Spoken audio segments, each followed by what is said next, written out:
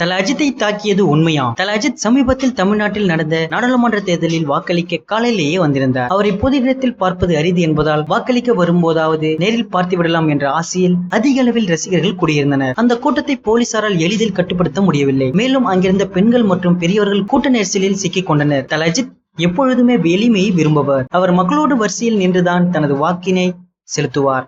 சில வருடங்களாகவே அவர் பொதுமக்களுடன் எளிமையாக வரிசையில் நின்று வாக்களிக்கும் படங்கள் வெளிவந்தது. இதனை செம மாசாக ரசிகர்கள் கொண்டாடினார்கள். இந்த நிலையில் அஜித் நடந்து செல்லும் போது மர்ம நபர் ஒருவர் அவரது தலையின் பின்புறம் அடித்துள்ளது போன்ற வீடியோ தற்போது சமூக வலைதளங்களில் வைரலாகி வருகிறது. இதனால் அஜித் ரசிகர்கள் கொந்தளிப்பில் இருந்தனர். இவரை யாரோ தாக்கிவிட்டனர் என்பது போல் ஒரு சில வீடியோ வெளிவந்தது. உடனே பலரும் அதை பரப்பினர். ஆனால் யாரோ வேண்டுமென்று டப்பிங் கொடுத்து போலீஸ்காரர் கூட்டி செல்வதை தாக்கியது போல் தெரிவித்து வீடியோவை வெளியிட்டு அவரை அசிங்கப்படுத்தும் நோக்கில் செய்ததாக கூறப்படுகிறது. இவர் வரிசையில் நிற்காமல் நேரடியாக வாக்கினை செலுத்தியதற்காக மன்னிப்பு கேட்டிருந்தார். அந்த வீடியோவும் வெளியானது. இத்தனை பேர் தன்னை பார்க்க வருவார்கள் என்ற தல அஜித் நினைத்து பார்த்திருக்க மாட்டார்.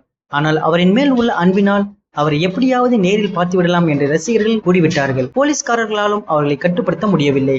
எப்பொழுதும் வெளியில் காணப்படாத தல ஓட்டு போடுவதை எப்போதும் தவற விட மாட்டார். தலையைக்கான ரசிகர்களும் பெரிய ஆவலாக இருந்தனர். அவர்களுக்கு அஜித்தும் தரிசனம் கொடுத்தார். அவர் ஓட்டு போட்ட பின் மக்களுக்கு இடையூறு ஏற்பட்டதாக உணர்ந்த அஜித் அங்கிருந்தவர்களுக்கு மன்னிப்பு கேட்டு வெளியே வந்தார். அதை பார்த்த ரசிகர்கள் இதுதான் தலை என பெருமை கொள்கின்றனர். பலரிடமும் தல அஜித் மன்னிப்பு சொல்லியிருப்பார்.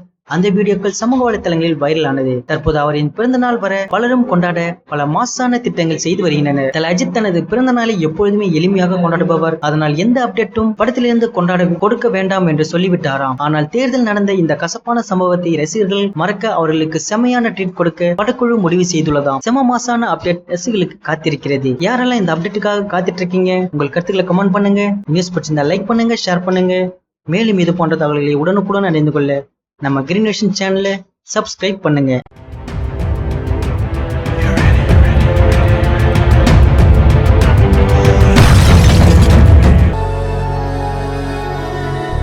எவ்ரி ஃப்ரைடே இந்த தலப்போட வருமா ஷோவை நாங்க போஸ்ட் பண்ணிடுவோம். நீங்க மறக்காம பாருங்க.